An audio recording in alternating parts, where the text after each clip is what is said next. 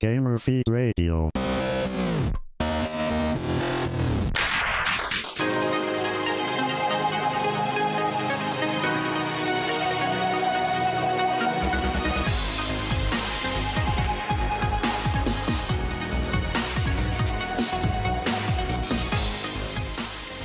Thanks for joining us, everybody. This is Gamer Feed Radio.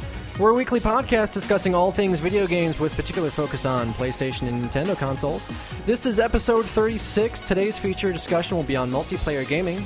We'll also check in at the save point to talk about The Legend of Zelda Majora's Mask 3D and offer up our impressions on the new Nintendo 3DS.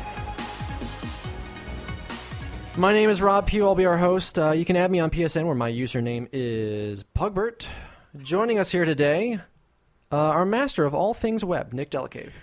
Oh, Pugbert. Yeah. There weren't too many options by the time I actually made my account. It's true. I'm really glad that you did join the dark side. Other people have been on PSN for like years and years. Yeah, and like me. like this guy. So PSN, what is it? Stanley. Except it's spelled wrong. It's Y-E at the end. L-Y-E. Yes. L-Y-E. What did I say? Something else? No, that's right. Yeah, that's it. Also joining us, GFR senior correspondent Brad Wallace. Happy to be here. Thank you. Brad Smack. Brad Smack on the PlayStations. You can follow me on Twitter at Brad M. Wallace. Tell me why I'm wrong about everything. Send me hate mail. That's so easy to do. You voiced a lot of opinions on this podcast. I know. I like that. I like to rile things up. I don't you even do believe it on half Twitter the stuff too. I say. It's hilarious. Oh, yeah. Every time I'm like, oh, Brad. I have a great Twitter feed. I don't know if Just it's saying, all you great. listeners out there. I don't really think it's great. It's a great. You- Objectively speaking, it's a great Twitter feed. I don't know about that. My cover photo got the new Shut X-Wings from Star Wars Episode 7. God. It's good. Good stuff. I'm sorry. Obsession. Well, let's go ahead and check in at the save point, shall we? We shall. I'm going to bump the music back up a little bit since I didn't earlier. Groovy. Fade up and fade down. Yeah. Save point is where we tell tales of our gaming exploits and in the telling save our progress. This week came out last week, actually. Came out last Friday, the day of last week's show. But since we've had a little bit of time to spend some time with the new gear, I want to talk about Majora's Mask 3D. Oh, yes. We know that Matt Wade is enjoying his copy of Yeah. Majora's Mask 3D by this point. Yeah. Yeah, I'm loving the game. I think it's a better remake of Majora's Mask than Ocarina of Time was of Ocarina of Time. Well, they actually changed a bit more with it. Than, Yeah, it feels like a remake. Like it. Oh my gosh, I love it. Yeah. I love the new save system. Instead of having to only save by going back in time, it's now like Skyward Sword or Link Between Worlds where you have save stations. Yep. I love that. Even small tweaks, like you get the Bomber's Notebook earlier in the game. The Bomber's Notebook is a lot more user-friendly this A lot time more around. user-friendly. Even small things, like you go to the Woodfall, what's it called? The swamp, the southern swamp. And the owl is at the beginning of the swamp now and teaches you the Song of Soaring. So you can start to fly around earlier in the swamp. In the original game, you only got it like up in the mushrooms, if you remember. Okay. You'd had to like fly with your Deku through the little flowers to go and get it. But they tweaked that so that now that's a lot closer. They also made your fairy arguably more annoying. I forget which one you have. It's Tattle and Tail, which is kind of funny. Tattletale. But Nick's like, what? I No, just can't even take you seriously. no, but it's more annoying, like Navi style. But they do give you more helpful hints, air quotes here. So they're telling you they give you way more direction in the 3DS remake. But the graphics are amazing. It looks way better than Ocarina of Time did. Yeah. There's a lot of work that went into the engine, obviously. I have to admit, you said a few weeks ago, back on the Platformer show, we did one of our classic diversions where we completely started talking about something unrelated for about 5 minutes or Typical GFR. Yeah. Typical GFR. So talking about Ocarina of Time, and you were talking about how you didn't think the graphics held up that well. And at the time, I argued that... No. Majora's Mask doesn't hold up well. Yeah. Ocarina of Time does. I was saying the opposite. I thought Majora's Mask... you were saying the opposite. I was thinking Majora's Mask held up better. And then I went to get that screenshot that we used for the contest for last week. The ugliest freaking game ever. It has not aged well. Yeah. The original version, I should say. Yeah. So the 3D version looks fantastic. Oh my gosh, it looks better than Ocarina of Time. It's just a stunning looking game. Yeah, I will say, definitely dark in the original version. I followed the reviews, not like intense. I didn't read a ton of them, but I didn't hear a lot about frame rate drops. The game is extremely like framey at some points. You go out and determine a field, and it's like slow motion Link chopping things. It's very slow down heavy in that section. Do you ever think maybe you just got a bum 3DS? No, I mean, I've looked it up online. Other people have said Termina Field is buggy. Or you guys will see it when you play. Because you were having problems with the speaker is kind of screwed up. Yeah, So I think I got a bum 3DS, but not for the slowdown. The slowdown is on all the systems from what I've seen. It wasn't mentioned in many reviews though. So the slowdown kind of sucks, but you get the better 3D effect. Or even if you have the old 3DS, I'm sure there's slowdown on that too. But oh my gosh, playing it on the new Nintendo, new Nintendo 3DS the C-Stick is insanely good. Oh my gosh, it feels perfect. I think the new Nintendo 3DS is the best hardware Nintendo's ever put out. I would agree. It's so far. It feels so perfect. It feels a lot less toy-like. Yeah, it feels like an actual piece of electronics. Even just the aesthetics of it compared to that carbon fiber has like these tiny little details. It's really nice. So sharp. The buttons are way clickier. They feel a lot. Yeah, they're not plasticky. They don't feel like they wiggle around in the slot. They have an actual press. I agree. Not to mention, it feels more like a Wii U in that your start and select are now on the right side of the system instead of at the bottom in the middle, which was always stupid. Those buttons were always strange. And having the home button. The home button is an actual button, thank God. Is great, yeah. Yeah. The ZL and ZR feel great. They're very clicky. They're not mushy and crappy. Right. It actually feels well, too, where you're actually clicking the Z and R with your fingertips, and then you're using kind of the knuckles. When I figured out how to hold it right, it's so weird to describe, but you're basically using one finger for two buttons, but it feels fine. Yeah. Because the ZL and ZR are closer towards the middle of the system, if you can imagine. In the back. Mm-hmm. It's in the back of the system in the middle. They're raised up, though. So the ZL, ZR are raised up, and then the actual regular L and R are next to them and smaller, like lower down. So when your hand naturally rests on it, so you can rock your finger essentially. Yeah, you can put the pressure on the tip or the fatter part. Was the whole idea behind the C-Stick edition as well, that you can rock your thumb up off of the buttons. Yeah, it's classic Nintendo. And we were talking about this before we were recording, but this is only the third if you count Twilight Princess GameCube, but the second Zelda game where you have full 3D camera control. Yeah. And it's so helpful in this game. You can pull it all the way back and get that quasi-overview that you could get in Wind Waker, which I love to do. It's not all the time, but I love to pull it back and be able to get a read of my area, because you have your 2D map, but it doesn't show you everything. It just, oh my gosh, it feels perfect. I never thought I would be playing the whole game with the C-Stick. I just thought, it might be cool to look around here and there. But yeah, it feels. It's amazing how dependent we become in those 3D kind of environments and that sort of mechanic. Yeah. Mm-hmm. How did we live without it before is a great question. Yeah, and one of the biggest improvements is the new 3D, which is lots been said about it, but I think it's flawless. It's phenomenal. It's the technology that should have launched with it originally. It's honestly a lot of technology. You hear the phrase "surprise and delight," where someone picks something up. I used to work for Apple, as some of you may know. Yeah, and that was the phrase that they mentioned it before. I've mentioned it. God. But that's the kind of phrase that they that informs their design. You pick up an iPad and it's just smooth, it's flawless. You hit the home button, everything works. With the 3DS, it never felt that way. Yeah, I mean seriously. But with the 3DS, it never felt that way. The 3D was always crappy. You'd sit too far back and you get the ghosting image where you see doubles and blurry and it'd be shaky and jittery and. Yep. It was never good, but the new 3DS, it's literally like a magical surprise and delight. And when you do the setup on it right initially, and then it's it does that moment where you can this is the scope of where you can move your head, and it's definitely vastly improved. Oh, it's insane! Vastly improved. It's really cool. I will say because it uses an IR camera to read your face. I was playing it half to see if it would work, but half because I was actually just kind of taking a nap. I was playing it in a dark room. It doesn't read your face, and it starts to get really blurry again. Maybe it's just an anecdote. I don't know if everyone experiences this, but when you try to play it with low light situations, it doesn't read your face very well, and the 3D does not track your head. I thought that was interesting. I went and turned on the lights, and it was flawless again. Interesting. So that's kind of interesting. Again, could be a bum 3DS, but I know. Yeah. Did I mention my speakers on vibrate? on Not here? not on the show. No. Oh yeah. Talked about it beforehand. One weird thing, it might just be my system. It is. But yeah, I guess Yeah, so. because mine isn't. If you crank the 3D slider all the way up on the right side of your system, and it's at max 3D, and you crank your volume on the left side of the upper half of the screen, it's now on the upper half instead of the lower half. You crank both of those. The speaker on the right that's closest to the 3D slider is so loud that my my slider will start to like vibrate. My whole right half of my top screen or top part of the hardware will literally like vibrate and rattle, and it gives this ugly buzzing sound. So I can either turn down the 3D and it stops, or I turn down the volume and keep the 3D up and it stops.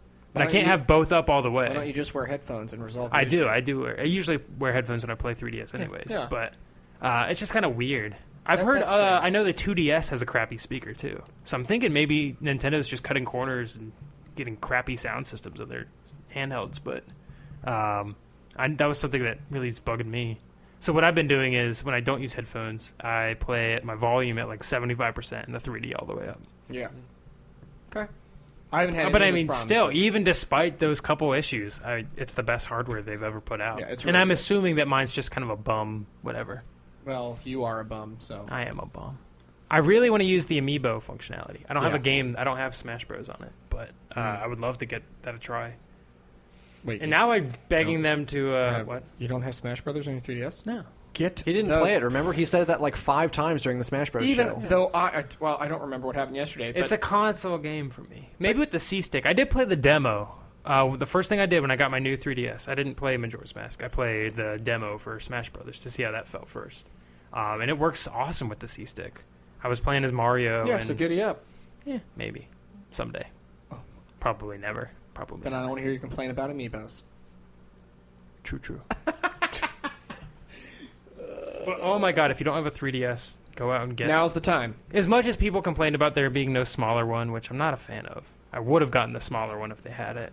But see, now that I have the XL in hand, I kind of wonder if the build quality is similar on the smaller one, or if they cheapen things a little bit. Because I bet it's a lot cheaper. It looks cheaper. Like it's like you were saying, plastic. the carbon fiber on there, I'm sure you don't get anything like that because it's built for the replaceable faceplates. Yeah, it looks like the old DS Lite or the DSi did, where it's a Yeah. matte finish. It's just like this plastic hard body. It's not glossy. It's not shiny and layer cake like Yeah, the, and like, granted, I mean the screen resolution I think is really the big sticking point for a lot of people because it admittedly it is low resolution. it's a lower res because of the blown out screen size, but I mean once you have all that screen real estate and you consider the games that you're playing, right? You're not playing something that's on a PS3 or PS4. You're playing, in this case, Majora's Mask 3D. I mean, it's a 15-some-year-old game that has been remade. It looks really good on that screen. So I think they found a really good blend. Now, the real interesting trick will be how do things like Xenoblade Chronicles and the other port games that they bring over, now that it's got the CPU capabilities, will they really butcher?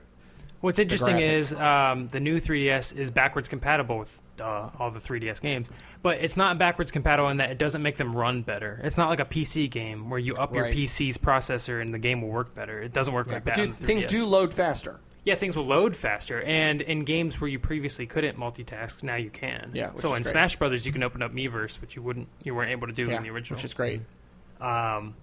But yeah, it'll be interesting to see games that take advantage of the full memory. Because one of the things that I was reading online on like subreddit 3DS and all that is specifically that the cartridge will work the same on the old 3DS. So people are experiencing slowdown on the old 3DS, but also with the new 3DS. And that was the first thing I saw when I was looking up the slowdown. Was people saying that it's because it's the game specific, it's not platform specific. It just has slowdown in that section. Mm-hmm. It's not unplayable. I mean, the original N64 game was like 20 frames per second. Yeah. But Isn't it amazing how we're all so spoiled? First world problems. yeah.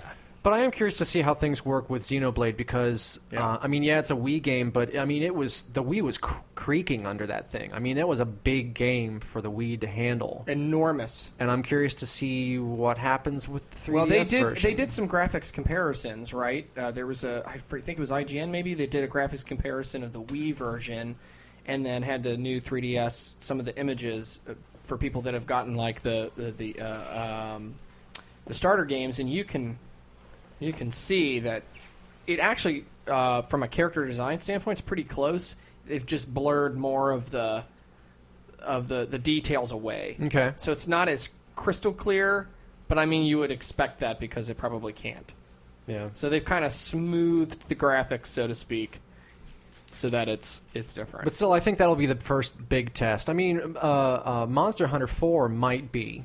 I don't know because I'm not going to play it. I'm not that big a fan of the Monster Hunter series. Well, although I'll tell you, though, that, again, the reviews are pouring in, and everybody is saying that while it does admittedly have, some flaws, it's the best in the series by far. So for what that's worth, if you haven't picked it up or you were lucky enough to get the limited edition version, apparently you will not be disappointed. So that's a good thing. Okay.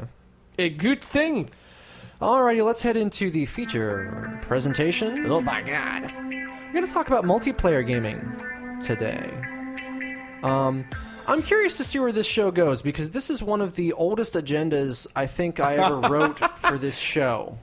I do recall us talking about it initially as one of our pilot episodes, so yeah. Yeah, this was one of the first ones suggested by a listener, really, Ben Walls. Yeah.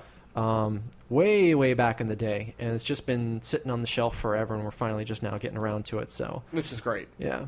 So multiplayer, starting with local multiplayer, shared screen, which isn't it's almost a relic of a bygone age at this point. Still works for Mario Kart. Yeah. So I mean, there's different variations on this. There's taking turns. Going all the way back to the original Super Mario Brothers, where it's begin player one or whatever the case may be. Yeah, start. Player one and player two, and then you sit there and you wait and you watch the other person play, and reach over and grab the controller and freak them out or whatever. Which so you get actually, your turn now that back. you mention that, is really funny to me because this coming from the company that says Twitch has no value, who wants to watch people play games? Just saying. That's what technically started it all, if you want to get real technical. I know I said technical twice in the same sentence, but I'm just saying.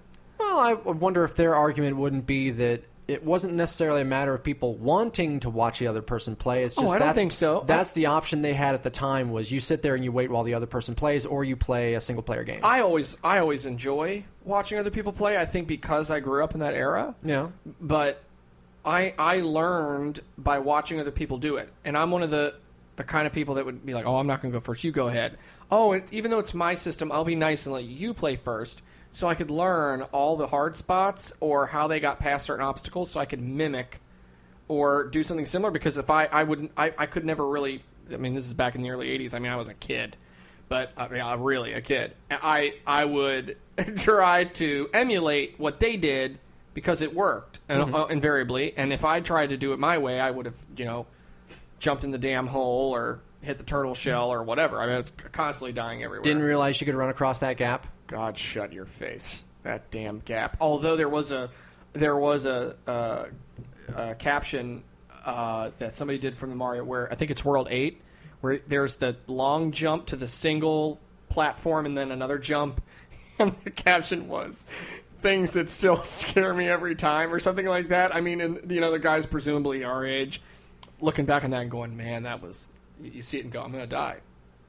And many times you do. So that's why you have to know the one-up trick in World 3 so you can die 50 times in that stupid jump. I could never do that. I love that damn trick. It was amazing. Yeah. Anyway. So, sharing screens, yeah. Yeah, so that was the taking turns version of local multiplayer. Yes. As opposed to what's kind of become the norm in the same franchise, really, nowadays, a coordinated movement. Where you share the screen with everybody else, and if you're playing 4-player New Mario Brothers, you got to wait for somebody, or they get slapped in a bubble and dragged along behind you. The premise, though, I think behind either approach for Nintendo has been the same, people need to be together in a place playing. Yeah. And so that, I think, original position has remained the same. Yeah. Regardless of the approach. They want people to be in a place playing. And I think there's inherently some value in that. I think, to say nothing of the socialization, that I think the internet's kind of killed a little bit. But that face-to-face interaction it's kind of dying in the society today. I mean, people would prefer just do video conferencing or whatever. But I think that was the intent is still there for them, and that has not changed yet. I'll be curious to see if it does. Yeah. All right. Well, next up, split screen, where you've got multiple things going on, but by the magic of the console in front of you, each of you get your own little section of the screen to look at. Things like Mario Kart, always did the multi-screen gaming. GoldenEye, which I loved back in the day. Yep. Halo, the original Halo had multi-screen, split screen rather. But I mean, it offers you the freedom of progression at the cost of reduced screen area. Well, I was just going to say, I mean, particularly back in standard definition TV times, right? I mean, that was horrible. Yeah. At least now, if you're playing on the family's 50-inch flat screen HD TV, everybody's got their own corner. It's like, and you get your 20-inch screen, and you get your 20-inch screen, and you get your... Everybody's got enough real estate that you're not lost. So I think it's interesting in a game like Mario Kart 8. It kind of works. Yeah. Still, because you have more space. I think if we were all still trapped in standard def, I think people would have just been like, I can't.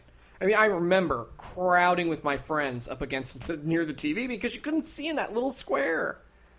Even if your TV was big, and big back then was like, 32 inches or something? Yeah. Not really. Unless you had those rear projection. Oh, those are terrible. Yeah. Ugh.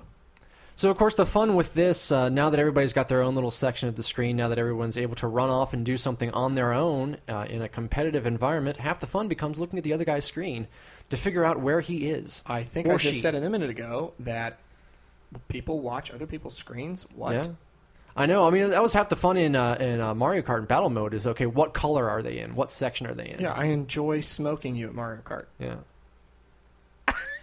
Hate you. I absolutely hate you. We haven't mentioned it in quite some time, so I wanted to make sure you hadn't forgotten. It's because we haven't played in forever. It's terrible. Yeah. I mean, we need to break out at least the new tracks at some point. We do. That would be fun. It's been a while since I played them, but you may have a sporting chance. Yeah. I think at this point I've got all the amiibo for all the costumes too, so we can do the Captain Falcon in the Blue Falcon dressed up like Captain Falcon. Oh my God, you're an idiot! I should have worn that shirt today. Anyway, yeah. I mean, I liked that then, and I still like it now. Yeah. I am a terribly competitive person, which is why I play single-player games. Because I will punch the guy sitting next to me if he's too big of a douche, like crushing the game, or just, I can't stand that crap. I'm like, you know what? You can take that and shove it. So I usually don't play in large groups. I allow others to play, and then I sit and watch because I know that I would kill everybody in that room if it got serious. But it is good to be able to see where people are, and if they're close to the goal and maybe you know a shortcut and you can beat them to it, I'm all about that. Legit. Okay, so is looking at the other guy's screen, is it cheating or is it part of the game? It depends. If you, let's say you're playing with a bunch of new people and you know what's going to happen and they don't, I can kind of see... It's not really cheating because you know the material and they don't know the material, but then they're watching you, seeing what you're doing, and learning what to do for the next time. Oh, so you're saying they're cheating off of you? It's both. Everybody cheats. Everybody wants the competitive edge, especially when you're playing together. You want to cry. Like when we did the Smash Brothers tournament, right? Yeah. I mean, everybody was out for blood. It was ridiculous. I'm glad I lost early. It would have been terrible for everyone if I hadn't. Just saying, I would have just. You would have been unbearable. I would have cold cocked Kyle across the face. He'd have been on the floor bleeding, passed out drunk, but he'd be bleeding. No. Did you ever do the cardboard dividers trick? What? You never heard this? No. You take a cardboard box, yeah, and you cut it up, okay, and you tape it to the screen along the divisions of the split screen. And you'd sit on So one everybody side of that? everybody has their own little section. It's like blindered off, like a horse with blinkers, so that you can't look at somebody else's. You've got your own little section, and that's it. I admire It's great for GoldenEye. the creativity of that. That is ridiculous. Really? It's so ridiculous that somebody would actually go through the effort to do that. I'm only speaking because I never did it personally. I think that's crazy. Like, just play the damn game. Seriously. Like, too much work. If you have to go through all of that to play a game like GoldenEye, which I played several times. Really? It keeps the other guy from looking over your shoulder and seeing where you are and going straight to you when he has the golden gun and wasting you. Sucks to be you. He got the golden gun. Don't do it. Let him do that next time. Just saying. Get better. Oh, all right. It's my fault, huh? I'm asking for it. Presenting myself as a target. You tend to do that from time to time. Yeah. Alrighty, so that's local multiplayer. That's everybody sitting in the same room, one way or another. That's the Nintendo model. Yeah. So that was kind of the back in the old days. That's kind of what you had. Well, and admittedly, there were technology limitations, and Yeah. it was an innovation when it happened, and everybody stuck with it for a long, long time. So Yeah. it's legit. But then as time marched on, Technology, the brave march of progress, networking became possible, where we could get multiple computers or consoles or whatever to talk to each other, and we have more options on the table. One of the early ones was network multiplayer via MUDs, which were multi-user dungeons. Did you ever play a MUD? I can't say that I ever did. Really? Yeah, I can't say. I've never heard that term. Text-based adventure? Where you've got just walls and walls. There was a resurgence during college. I wasn't sure if you were in on it or not. Archmage? Like I was on a computer where you'd like type in numbers and it would you type in things like go west or just WWWNWWSE. No, I never. And then you end up in the whatever. No. But like on each time you enter in one of those rooms, you get the text to scroll across describing your location and what you see, and there's a bum in the corner, he's passed out drunk, and all this sort of stuff. And no, I can't say that I recall that. I'm not saying I never did. Get Torch. I actually, there might have been like a D&D computer game way back in like Pentium 1, and I had a buddy of mine that was really into that, and I vaguely recall him typing in commands like that. Perilous Realms made a not necessarily a comeback, but I mean I I just said D&D. That like totally dates me. That's fine.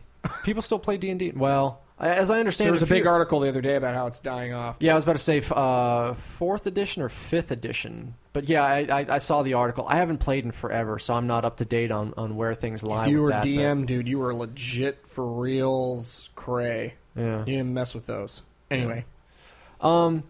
But yeah, when we were in college, there was a resurgence of one of them called Perilous Realms that some of us got into, and I had played back in high school. I think it was. I'd played a little bit too, where we'd go up to the computer lab at Miami Hamilton and we'd log on and just play all night long. And I didn't do it as much as some of the other guys I hung out with. They were much more hardcore than I was, but it was interesting. I remember during the Perilous Realms days in college.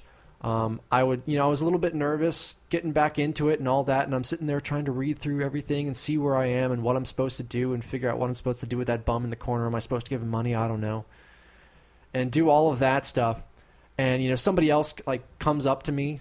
Of course, it says in the game because you have to imagine everything because it's text-based. Right. But, somebody else is typing at me and trying to help me out and all that sort of stuff. And she spits out a list of NNWNSEESN to go to the store or whatever it was, and then it'll give you all this stuff, and it just so overwhelmed me that I'm just like, and I logged out and didn't log back in. I mean, at that point, Takes a special kind of person, is what I'm saying. I would run and scream. Yeah. It kind of reminds me of a horrible trick I played on some friends of mine in college. In high school, back in the 90s, when forums were, like web forums were kind of like the thing. Yeah.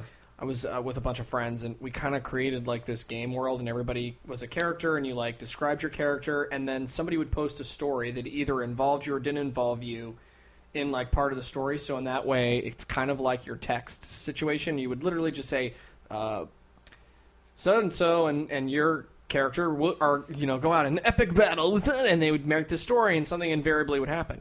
So I played a horrible trick. I typed a story, or where I was fighting one of my friends, and I got the idea that I could create a fake character that no one knew who it was, but he was so bombastically evil that he would just kill off my own character. And then I went in and complained at how you can't do that, because I was like, he's resurrected or whatever, and he was like, you can't because I control the live stream or something. Like, it was ridiculous. And I killed off my own character, and then everybody, I mean, it was drama. I wish some of my friends still listen to this, but drama for weeks. I would come into school, and I was like, I don't know what to do with this guy, guys. Like, I can't, he won't let me come back to life. Like, I can't bring myself back to life. And they're all like, who is this? His name was Edge. And everybody's like, who is this Edge? I mean, it was like, at the lunch table, everybody was talking about it. They're like, dude, we're going to game up on him. So they would type a story about trying to kill him. And they'd be like, he's dead. And it would be this huge thing. He's dead, we killed him. And then I would log in as Edge. And I would be like, and from the depths. He would not die. And then finally, eventually the cat was out of the bag. And I told him it was me. And they're like, you're a dick. Like, people hated me, but I thought it was actually really clever. I was like, at that point in time, right? People were like, who would go in and actually kill themselves in text and then not let themselves die? Of course, that's me. You know that I would do something like that. Special kind of psychopath. It was awesome. So I have participated in that way, but not quite the way that you're talking about with like coded messages. I would go crazy. Well, it's not necessarily. Well, it's shortcuts. Oh, okay. You type in east to go east. Yeah. But then like people that have been doing it for so long, they know everything. They're just, and then it's just they're. So it's like a stenographer in a courtroom. I've got my short. Yeah, you learn the shorthand for everything, and the three characters instead of the entire. Oh. Say what? Do they still exist, stenographers? MUDs? I'm sure they do. Oh, it's stenographers. Either. Well, I don't know. I would love to know that. If you play a MUD today, tell us about it. Oh, you're talking about MUDs now. I thought you were talking about stenographers. I'm mixing it up on you to be annoying. I haven't been in court lately, so I'm not sure. Maybe.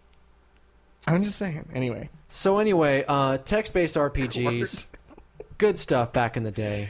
I don't even know. Yeah.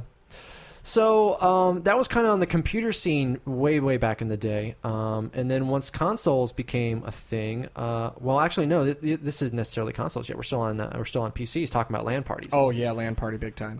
Where you got multiple, people still kind of do it weirdly. Yeah, but I mean, it had a resurgence during the console era once people started networking their Xboxes together. In college, definitely people turned their entire basement into LAN party central, and like I just remember terminal. Yeah. Theoretically, you could do the same thing with GameCubes to play, like Double Dash or something like that. Yeah. I never saw anyone actually do it. Boy, I'm trying to think if I did. It was a lot more common for things like for Xbox for Halo. Of course. Because everybody's set up a LAN, run your own Halo. Sure. Yeah. Yep. No, that's totally legit. And then obviously, like you were saying, everybody down in the basement with their computers for, And that is where the stereotype began. One of the things that strikes me from this era, there was a place at a mall by my house. There was a you get these malls that are entrenched and out in the suburbs for a while, and they have these different storefronts that kind of rotate through different things over the years. And there's this one area kind of in the main area of our mall where at one point this one storefront got basically turned into one big LAN party. Huh. It became, you go there and they have all these computers set up, all networked together, and you go there and you pay, I don't even know what it was because I had no money, so my friends were nice enough to let me mooch off them, so they paid my way, so I don't even know what it was. But we'd go there and we'd just play Doom 2 for a while. Huh. But it's just you go in, you pay your money, you pick some computers out, you sit down, you jump in, you just start playing death matches. And it was so much fun. So what was the hook there? Just to get you to play it? I mean, was the idea you would actually buy a piece of equipment? Or no, basically you're just renting the terminal. Huh. So like So an it's just- arcade, but more modern. Basically, yeah. Interesting. It's a PC arcade for all intents and purposes. And there was the normal style arcade over on the other side, too, where you could go and play Mortal Kombat and Street Fighter and all the fun stuff that was out at the time. Yeah. Area 51. Quarters and quarters. Cruising USA. Yeah, oh my God. Yep. We need to finally get around to that arcade show We sometime. need to do that. That's going to... we can either go down to GameWorks or Dave & Buster's or whatever. Yeah, it's on the agenda. It just keeps slipping back farther and farther. There's that new place getting ready to open up downtown, 16-bit arcade. Oh, yeah. Okay. Coming soon. That could be fun, too. Okay. But yeah, that was one of my good memories from the LAN party days. Was that I was not a LAN partier, but many of my roommates were. Many. And I had many roommates over the years, regrettably. Yeah. And, some of them were you could tolerate, and the rest of them were not good. Yeah. You were one of the tolerable ones. Well, thank you. Just so you know. I appreciate that. That's I think why it's we're because still we kept talking. our distance. Because I was in the Eagle's Nest Because- on top Mount Olympus, and you were in the rape dungeon. All right. Yes! Silence! You kind of took me by surprise there. What can I say? Okay, so kind of on the mobile spin-off of LAN parties, remember link cables? Let me tell you. Back in the GBA days. Well, not even the GBA, the Game Boy days. Yeah, I mean, look. Although GBA had link cables too. Yeah. Four Swords Adventures, Zelda Four Swords Adventures. Yeah. I played that with friends. Days and days and days and days of time would pass. It was fun. It was interesting. It was an attempt in Nintendo speak, particularly around like GBA cables, GameCube integration, to link the two systems together, which is funny because they're still trying. But Well, they arguably they aren't, but they are. we want them to. Look, they're going to at this have point. to. I mean, the first cross-buy is happening. I mean, they're getting to a place now where your network IDs are going to be are synced across, and it's only a matter of time before the full integration occurs. Yeah, but it's got to happen. They're in a weird place right now because I think they're kind of and this is entirely just made up on my part, but I think they're trying to stave it off a little bit because they kind of want handheld to stand on its own so that it can be the answer to mobile, which they don't get if they integrate too much. I would say that, or using the portable as the console in some way that has the ability to link to your TV screen wirelessly or Bluetooth or whatever. And, your system is more like a PlayStation TV or an Apple TV where it's just a box that routes the traffic.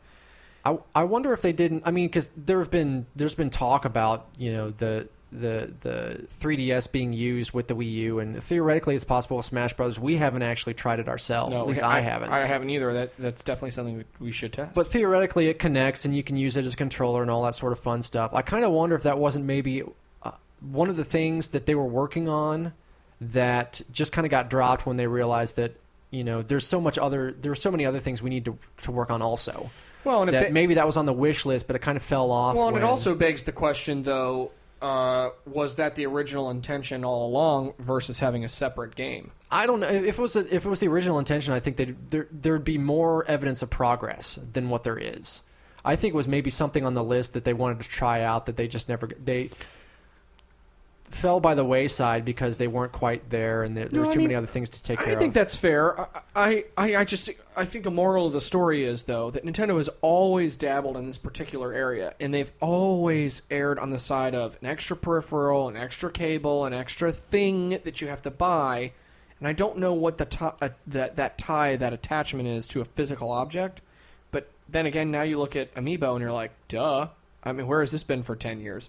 So, I mean, as you gently cuddle your Bowser Amiibo. But, I mean, look, it's... I really am curious if I could put, say, someone's eye out with this.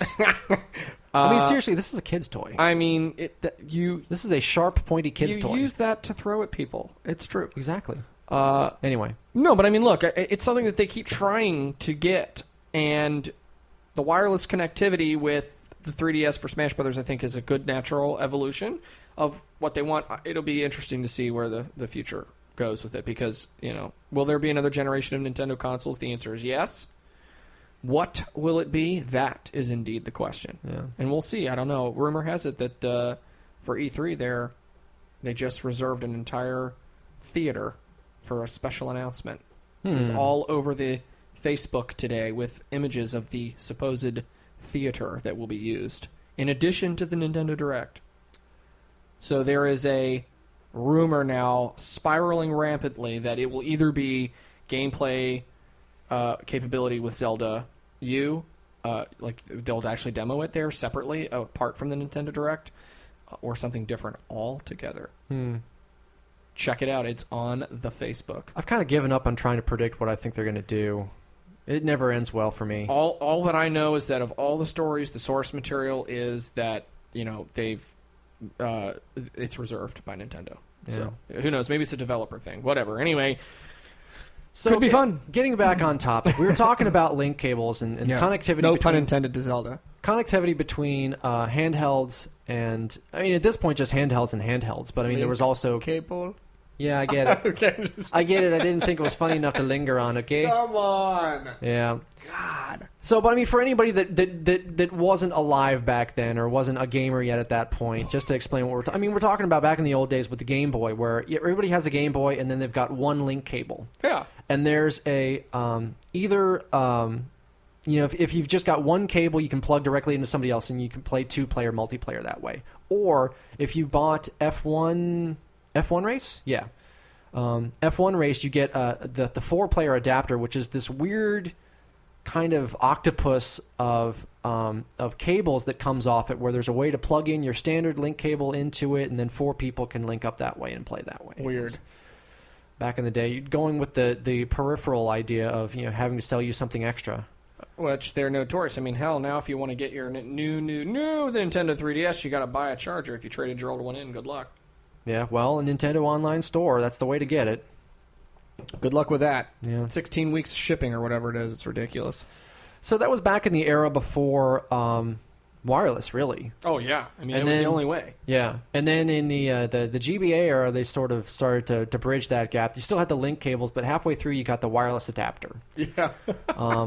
And then beyond that, things were actually wired up, so things, you could... Bluetooth became a thing. Yeah, you could natively connect wirelessly. Anything better than infrared, man. Oh. And then, of course, consoles went that direction eventually too, where everything's through your narrowband at first connection, and then once broadband became the way to do things, you got a lot more speed available. You can send a lot more packets. I understand these things. I need Tony to explain it to me. God, Tony. But online multiplayer, obviously, where things are now, it's kind of the standard way of doing things, unless you're Nintendo. Although they're making inroads, and I think what's interesting about their approach is that because it is in small steps, people are ready for it. It's weird. I don't know. They're offering multiplayer, but there's enough reason there, I think, intentional, for you to still get on the couch next to somebody and sit down and play Smash Bros. Or play Splatoon when it comes out. Yeah, yeah. I think that, not that that's the intentional reason why they're leaving out things like voice chat out of Splatoon, because they want you to sit down and play next to somebody. I suspect it's more of an infrastructure thing and trying to protect kids' privacy and whatever. All the things. Their innocence from hearing nasty words screamed at them over the internet. Online multiplayer is kind of the way things are right now. Does every game need to have a multiplayer component? This is really a tricky question. Yeah. Because there's a big part of me that wants to say, hell yes. Because I do enjoy particularly nuanced versions of it, like a Destiny, like Journey, where there's that element, but it's not the driving force. I like it when it's secondary versus primary, or it's in the game as a feature versus the sole way in which you play. Glaring exception being MMOs like Final Fantasy XIV, where, of course, it has to be that way. Yeah. And you prefer it in those instances. But I like that it's nuanced like that, it's particularly in a game like Journey, which is epic, award-winning, and you have just this other person randomly pop into the game that you chirp at, and that's the communication, and it's like trying to get their attention. Hopefully, the dude's not being an annoying, name's Pika or lady, Pika, and you say, look, I like that. A voice chat for me honestly, this is going to sound terrible, but I think the first game that I really got into it was Destiny. Like, before that, I never really got into it. I didn't care. I've still never used voice chat in Destiny. Really? I haven't played. Honestly, I don't think I'm pretty sure I haven't played. We voice chat over once? Not in Destiny. We may have to fix that, which would be a great excuse for me to get back into it. But I never, after they patched it in to, as an opt-in Fireteam chat into Strikes, I haven't played a Strike since then. Well, that's fair. Ever since I went back to the game after that initial spurt, it's all been solo play.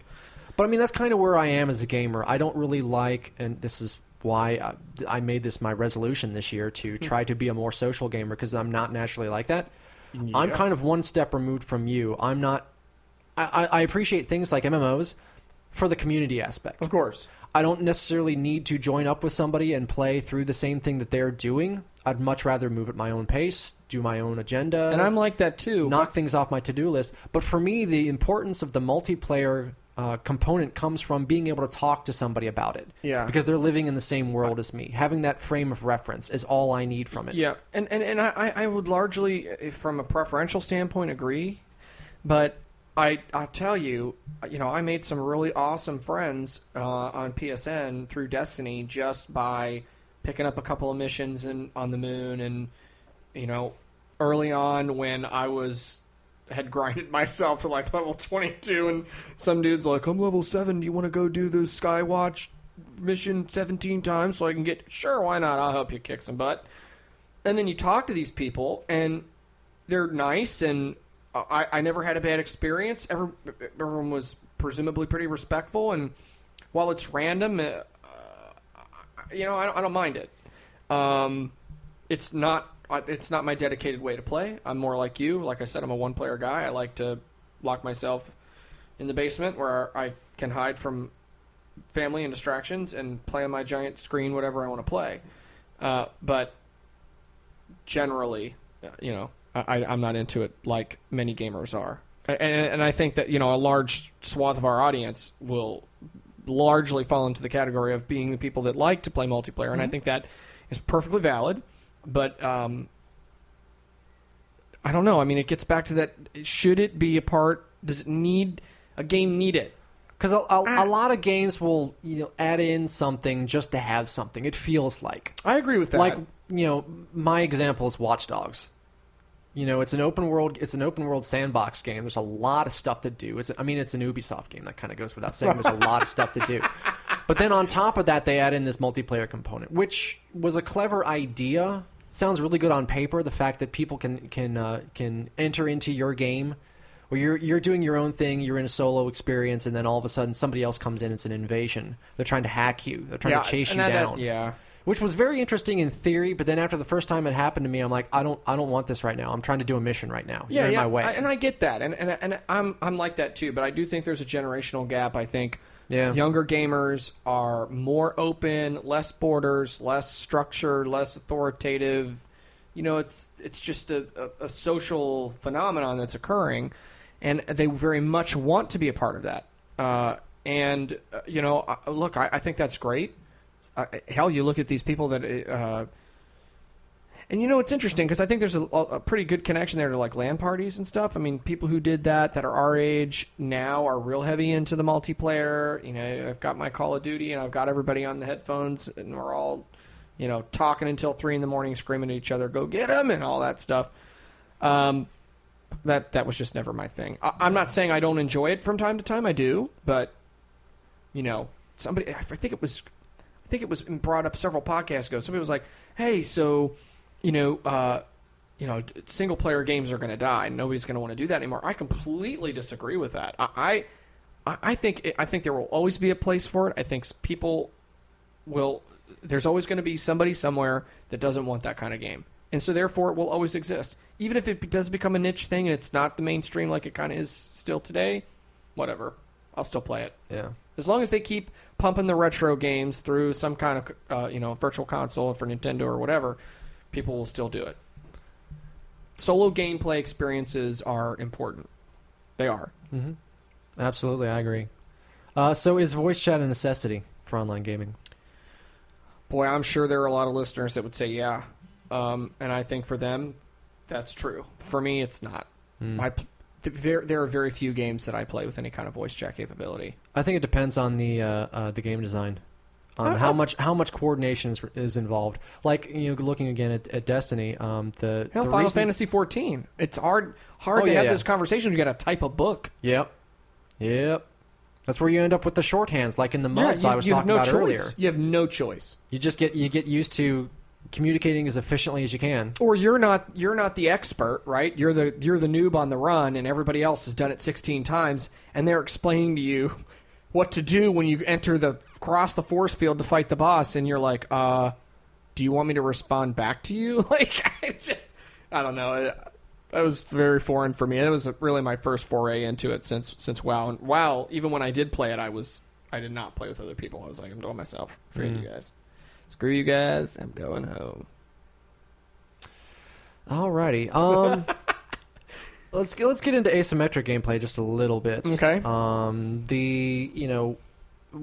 4 versus 1 in the case of Evolve. Or in the case of Nintendo Land, for that matter, too, where you've got one person doing one thing, and as the ghost, and everybody else doing something else. Yep. I mean, look. Is asymmetric gameplay a compelling new twist? It's a fad. Okay, because we're seeing more and more games do this nowadays. Evolve, Nintendo Land, Fable Legends. Yeah, because everybody thinks it's going to be the next big thing. Although there is a part of me that would love, and I have said this so many times, to play a Legend of Zelda from Ganondorf's perspective. Boy, that would be sweet. Look, I mean, it's going to come, it's going to go. I think we'll see another year out of it. I think there'll be some games that'll throw it in. I think Evolve is like the first real big AAA attempt at it, really, that's getting a lot of hype and is, next gen and all that. I think it's going to fall flat. I think there's enough issues with the game and the way they're doing DLC that they're turning everybody off. It's almost like the comment you made a couple weeks ago about Smash Brothers, where we were talking about it and somebody said, just the standalone battle is enough. And you're like, yeah, but the other elements really round it out, really round the experience and give you variety. I think Evolve is doing too much. Yeah. Like, it doesn't do as much as Smash Brothers, but what it does do, it does too much of. It's like, so too much emphasis on the monster. And, by the way, and I'm going to charge you for it if you want more. That kind of crap, we talked about it in last week's show, is the reason why the gaming industry is in trouble. I think it's all about... You got to figure it out, man. It's all about your own personal value proposition. Like, how much it's worth to you. Yeah. Some people, they live and breathe it. I could care less. Because it's enough, because by virtue of the fact that you're playing against somebody else, that creates enough diversity from one match to the next, because nobody's going to play the same way. You're fighting a different monster, you're playing as different hunters, or whatever it may be. Yeah, I mean, it's cool. The 4-on-1 thing is cool. I don't. It's not going to last. I think it's a niche audience. Do I think Evolve's going to sell a ton of money? Of course I do. But I just don't. I think the appeal is going to wear off rather quickly. I truly do. I just don't think it's going to be a long-term thing. Another year of it, maybe. You'll see a swath of games announced at E3 that'll include a capability, but I don't think it's going to be a core game mechanic going forward. It alone is insufficient, I think, to have a game run full blast. So, just my thought. So, it is a compelling new twist, but it's also meh. So you're having your cake and you're eating it too. I like that way. I tend to do it that way from time to time. Alrighty, you want to do a save point here? Yes, or not a save point. Pole position. There we go. Happy to do it, sir. Alrighty, pole position. Pole position is the segment where we take a poll, we state a position, and we open that up to the listeners for them to weigh in as well. Thank you, Bill Shatner. You're quite idiot. Welcome. Okay, so on this week's pole position, our topic of discussion is never sell games. What's a game you're never going to sell? Like you just cannot let it go. So I would say that it depends. If it was like a special collector's edition, like a tin case thing, you're never getting rid of that. Yep. I can think of Metal Gear Solid 4. I got the Super Collector's Edition. Final Fantasy 12 when it came out came in the Super Metal Case of Doom with the giant instruction book. You had 12? I didn't realize you had 12. I hated it. Oh, well, okay. But I have it. Well, at least they got your money for the Super Special Edition. Look, hey, I played, God, probably 30-some hours of that game. And then I just got to a point where I could not take it anymore. I was like, it was too much of a departure from the traditional battle system. Yeah. And it had the stupid life bars on top, like, wow. And I was like, I cannot handle this. You're going into stuff we're going to talk about on the JRPG show in 2 weeks. I'm just saying I don't like it. But for sure, definitely, I still have my collector's disc from the Zelda collection from the GameCube when they did the late release. Ooh. That is worth money. That's one that I wish had been one of my Never Sell games, but I sold them both back. I regret it. Wait, you sold back the Zelda collector's disc from both GameCube? of them. You had two? Yeah, I had the one that was the pre-order bonus with Wind Waker. That was Ocarina and Master Quest. Yeah, that was the follow-up to the original one, which had like 1, 2, Ocarina, and No, Master actually, Quest. I believe the other one came after. You're right, it did. It did come after. But that had the Legend of Zelda, Adventure of Link. What else did it have? Was it those two? It was Ocarina 1, and 2, Majora? and then Ocarina and Master Quest. Okay. It did not have Majora's Mask. Okay. But I still have that in the case that came with the game. Love it. I will never get rid of it. Now, one thing I wish I had that I don't. Oh, if I had an original Chrono Trigger cartridge, dude. Oh, man. It would be over. That thing is worth like $500 on eBay. At least. Yeah. And, I got a couple, I think, for me. Absolutely, positively will never, ever sell Metroid Prime Trilogy. Oh, you don't you have like the Uber edition? I do. I got the steel case. Yeah, so yeah. You so can't. absolutely not getting rid of that. You can't. The other one probably Xenoblade Chronicles. Really? Just because that is one that, because Project Rainfall, it took forever to get it to begin with. Okay. That's one that's got a really, really high resale value. And even though I would never resell it for that value, I'm pretty sure I still have that too. It has sentimental value to me, aside from the fact that I love the game. It's on my top 10 list. Not like Brad's top 10 list. Speaking of which, where is Brad? I don't... Where is Brad? Brad? Where'd you go? Brad? Where is Brad? I think Brad ran. I think he ran. He ran away. Do you blame him? No. I'd run if I could. Whoops, I've said too much. All right. I think it's about time for us to wrap this thing up. It is time to wrap this up. You want to go ahead and... I will do the rundown. So, team, you can totally check us out online and listen to us. iHeartRadio and iTunes are the big ones. Go there. Check us out on Facebook. All the news you need to know and more from our favorite sources and from our own original content at GamerFeedRadio.com. Follow us on Twitter at GamerFeedRadio and check us out in all the places. Until next time. Peace.